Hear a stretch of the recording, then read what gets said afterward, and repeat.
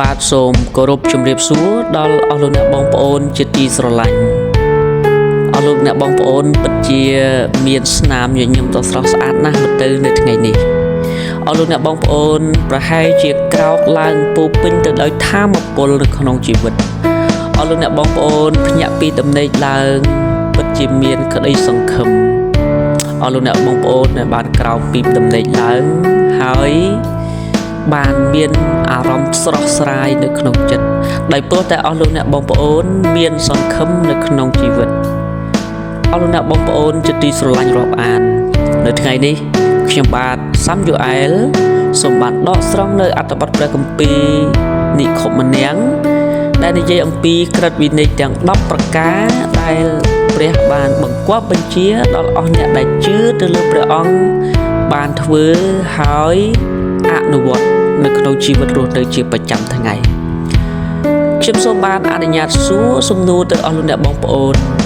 តើអស់លោកអ្នកបងប្អូនចង់ធ្វើការងារដែលល្អពេញមួយថ្ងៃរបស់បងប្អូនដែរឬទេហើយបងប្អូនស្អប់ខ្ពើមនៅភាពមិនល្អដែរឬទេពិតណាស់អស់លោកអ្នកបងប្អូនជាទីគោរពរាប់អានយើងម្នាក់គឺតែងតែចង់ធ្វើការល្អតាំងពីព្រលឹមរហូតដល់ព្រលប់គឺយើងចង់ធ្វើកិច្ចការដែលល្អជាមួយនឹងអ្នកជិតខាងអ្នកដទៃនិងមិត្តរួមការងាររបស់យើង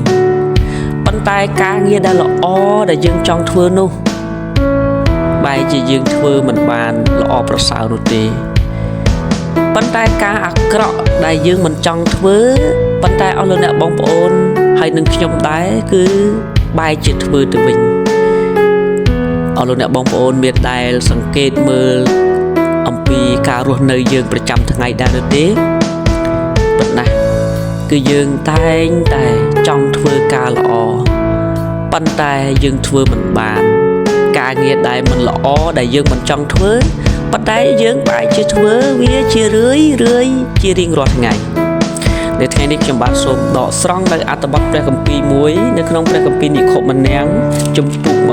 20គឺនិយាយអំពីក្រឹតវិន័យទាំង10ប្រការដែលព្រះបានបង្គាប់បញ្ជាដល់អស់អ្នកសំណប់របស់ព្រះត្រូវតែអនុវត្តហើយធ្វើវាឲ្យបានខ្ជាប់ខ្ជួនព្រះគម្ពីរនិខុម្នាងជំពូក20នោះព្រះទ្រង់មានបន្ទូលនៅពាក្យទាំងនេះថាអញនេះគឺយេហូវ៉ាជាព្រះនេះឯងដែលបាននាំឯងចេញពីផ្ទះពួកបាវបំរើនៅស្រុកអេស៊ីបមកកុំឲ្យមានព្រះឯណាទៀតនៅចំពោះអញឲ្យសោះកុំឲ្យឆ្លាក់ធ្វើរូបណាសម្រាប់ឯងឲ្យសោះខ្ញុំអានតែគូលទេកុំឲ្យចេញព្រះនាមព្រះយេហូវ៉ាជាអសាអត់ការឡើយចូលឲ្យនឹកចាំពីថ្ងៃឈប់សម្រាកចូលឲ្យគោរពប្រតិបត្តិដល់ឪពុកម្ដាយដើម្បីឲ្យបានអាយុវែងនៅក្នុងស្រុកដែលព្រះយេហូវ៉ាជាព្រះនេះឯងទ្រង់ប្រទានឲ្យកុំឲ្យសម្លាប់មនុស្សឲ្យសោះកុំឲ្យផិតគ្នាឲ្យសោះកុំឲ្យលួចប្លន់ឲ្យសោះកុំឲ្យធ្វើជាទីបន្ទាល់ខ្លែងទាស់នឹងអ្នកចិត្តខាងខ្លួនឲ្យសោះកុំឲ្យលោភចង់បានផ្ទះរបស់អ្នកចិត្តខាងខ្លួនឲ្យសោះឬកុំឲ្យលោភចង់បានប្រពន្ធគេឬបាវប្រុសបាវស្រីគេក្តីឬគោលាឬរបស់អ្វីផងអ្នកចិត្តខាងខ្លួនឲ្យសោះ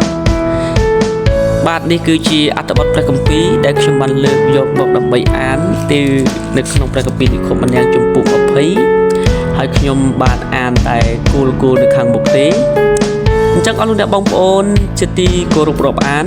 បើសិនជាអស់លោកអ្នកបងប្អូនចង់ដឹងកាន់តែច្បាស់ទៀតសូមបានអាននៅក្នុងព្រះគម្ពីរនិខុម្នាងជំពូក20នេះទាំងមូលដើម្បីនៅក្នុងការដែលឲ្យយើងបានយល់វាឲ្យកាន់តែច្បាស់អស់លោកអ្នកបងប្អូនមានដឹងទេថាពេលបច្ចុប្បន្ននេះមនុស្សចាប់ផ្ដើមផ្លាស់ប្ដូរមនុស្សចាប់ផ្ដើមផ្លាស់ប្រែ មនុស្សចាប់ផ្ដើមធ្វើអ្វីដែលខ្លួនចង់ធ្វើដោយមិនគិតអំពីអ្នកដទៃខ្ញុំលើកឧទាហរណ៍មួយដែលខ្ញុំបាននឹកចងចាំហើយជាយុវវ័យរបស់ខ្ញុំដែរអស់លោកអ្នកបងប្អូននៅពេលនេះអស់លោកអ្នកបងប្អូនមានបានសង្កេតមើលឃើញថាបរិបទនៃការរស់នៅរបស់ប្រជាជនរបស់យើងគឺកំពុងតែផ្លាស់ប្ដូរដែរឬទេបាទគឺពិតជាមានការផ្លាស់ប្ដូរណាស់ហើយវាក៏ជាក្តីកង្វល់សម្រាប់យើងដែលជាអ្នកដែលកំពុងតែរស់នៅនេះដែរអស់លោកអ្នកបងប្អូនយើងមើលឃើញថាមនុស្សចាប់ផ្ដើមនៅក្នុងការដែលមិនអោយតម្លៃគ្នាមនុស្សចាប់ផ្ដើមនៅក្នុងការដែលប្រជែងគ្នាមនុស្សចាប់ផ្ដើមនៅក្នុងការដែលមិនអោយតម្លៃគ្នានៅក្នុងការដែលយើងរស់នៅក្នុងសហគមន៍ខ្ញុំនឹកចង់ចាំថាកាលពេលដែលខ្ញុំនៅជាកុមារគឺមានភាពល្អប្រសើរមែនទែនទម្លាប់ដ៏ផូរផង់របស់យើងពីមុនបានផ្លាស់ប្ដូរអស់លោកអ្នកបងប្អូនកាលពីអតីតកាលពេលដែលខ្ញុំដែលជាអ្នកដែលធ្វើដំណើរដោយព្រោះតែការដើរថ្មើរជើងនៅពេលនោះគឺយើងបានអ្នកដែលជិះកង់គឺឲ្យអាទិភាពសម្រាប់អ្នកដែលថ្មើរជើងគាត់ឲ្យអ្នកដែលដើរហ្នឹងគឺមានលក្ខណៈថាជិះផ្លូវឲ្យគាត់សម្រាប់ការដើរហើយអ្នកដែលជិះម៉ូតូគេគោរពឲ្យតម្លៃទៅលើអ្នកជិះកង់ហើយអ្នកដែលជិះឡានគេគោរពឲ្យតម្លៃទៅលើអ្នកជិះម៉ូតូហើយអ្នកដែលមានគេឲ្យតម្លៃទៅលើអ្នកដែលក្រីក្រអស់លោកអ្នកបងប្អូនពេលបច្ចុប្បន្នយើងមើលឃើញថាសង្គមជាតិយើងបានផ្លាស់ប្ដូរច្រើនណាស់ពេលនេះនៅពេលដែលខ្ញុំនៅជាកុមារភាពនៅពេលដែលខ្ញុំឃើញគ្រូរបស់ខ្ញុំដែលនៅការរៀននៅបឋមសិក្សាពេលដែលខ្ញុំដើរខ្ញុំបានដើរចេញឆ្ងាយពីមាត់ផ្លូវចិញ្ចើមផ្លូវហើយនៅពេលដែលគ្រូមកគឺអោនគោរពគ្រូប៉ុន្តែពេលបច្ចុប្បន្នសិស្សសានុសិស្សទាំងអស់គឺមិនមានឲ្យតម្លៃទៅដល់គ្រូរបស់ខ្លួនទេហើយដល់ពេលបច្ចុប្បន្នបើសិនជាគ្រូរបស់យើងជិះកង់ហើយកូនសិស្សយើងជិះម៉ូតូពេលខ្លះគឺមិនបានកិច្ចឬក៏អែបឲ្យគ្រូរបស់យើងទេមានតែចុចស៊ីផ្លេហើយយើងនឹងអាចនឹងគៀគ្រូឬក៏បុកគ្រូថែមទៀតនៅពេលដែលយើងជិះម៉ូតូបែបនេះអ្នកដែលជិះឡានក៏បែបនេះដែរនៅពេលដែលឃើញម៉ូតូជិះអែបឡាន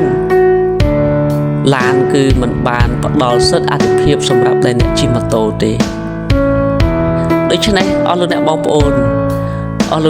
បានមើលឃើញទេថាសង្គមយើងនៅពេលនេះគឺមានការធ្លាក់ចុះជាខ្លាំងដូច្នេះនៅក្នុងបទគម្ពីរនិខុម្នាំងគឺបានប្រាប់យើងថាអ្នកដែលទទួលជឿលើព្រះយេស៊ូវទាំងអស់ព្រះអង្គចង់ឲ្យយើងคล้ายទៅជាកូនរបស់ព្រះអង្គដែលល្អព្រះអង្គបានប្រាប់យើងថាកុំឲ្យមានព្រះឯណាទៀតនៅចំពោះអញឲ្យសោះដូច្នេះយើងជាអ្នកជឿលើព្រះយេស៊ូវគឺមានព្រះតែមួយគត់គឺជាព្រះយេស៊ូវគ្រីស្ទហើយបញ្ញត្តិមួយទៀតគឺកុំឲ្យឆ្លាក់ធ្វើរូបណាសម្រាប់ឯងឲ្យសោះ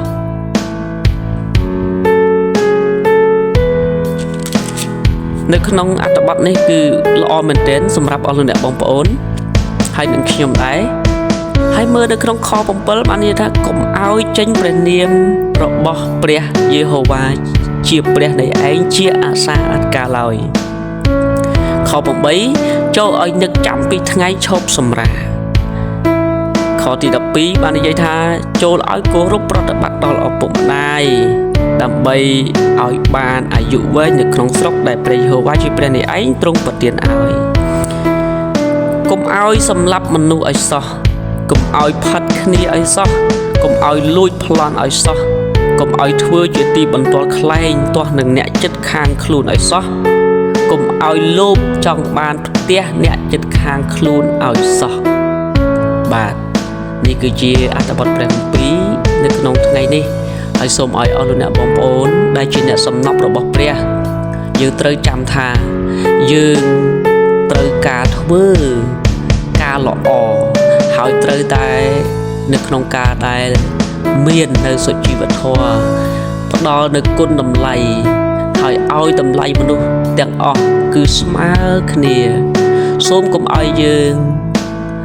អំពីការបែងចែកពីព្រោះមនុស្សទាំងអស់គឺសុទ្ធតែជាស្នាមព្រះហស្ថដែលព្រះបានបង្កើតឡើងហើយគ្រប់គ្នាគឺទទួលបានការគោរពគ្រប់គ្នាសូមព្រះប្រទានពរ